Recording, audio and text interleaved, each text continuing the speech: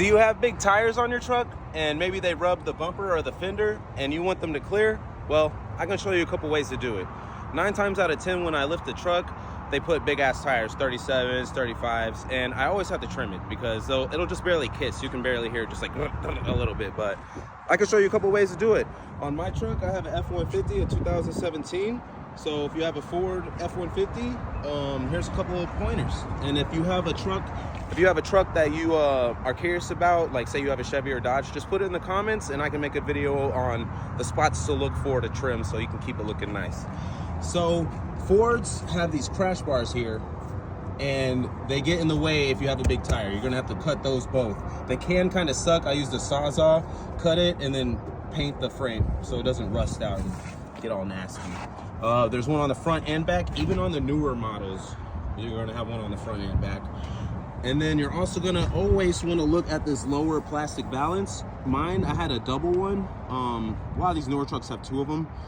And you can unbolt it and then go in and take a knife right here and kind of cut that if you are really like picky about it, or you can just leave it like that, or you can just trim it all.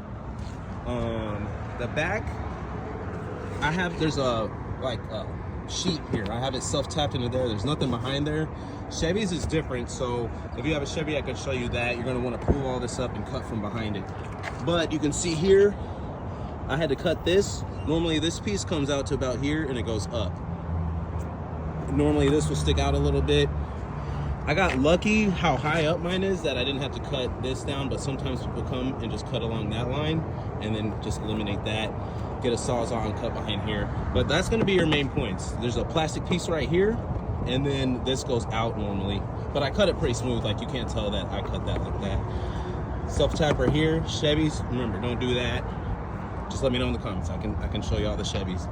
And the front. So normally I'll put my truck having 37s. You can see it still kind of kissed a little bit. As your suspension settles, it's gonna want to touch the metal. The body's gonna go down just a little bit as you drive it. It's called settling, like a house would settle. And here you just want to get as clean as you can make it. You know, just make it not any crazy, just like jagged straight out. I try to go with the body, but it went down more. But I mean, it doesn't really look like I trimmed the shit out of mine, but I had to do quite a bit of trimming to get these 37s to fit.